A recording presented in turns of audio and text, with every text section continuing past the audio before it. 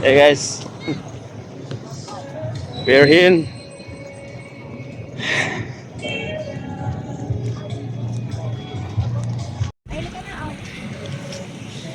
El Pescador, Bulinaw, Pangasinan.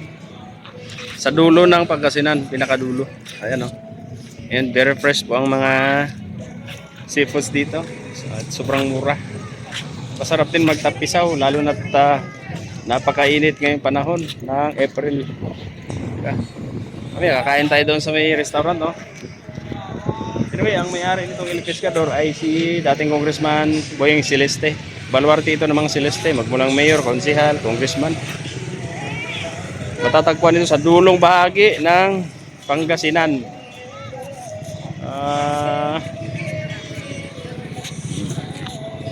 And kung sa may Bagyo, merong mga bangga-bangga, ay meron din dito.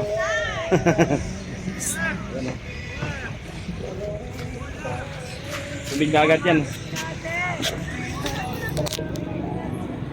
Medyo nag-improve na rin itong Bulinaw. Meron na rin mga fast food chains and restaurants and bangko.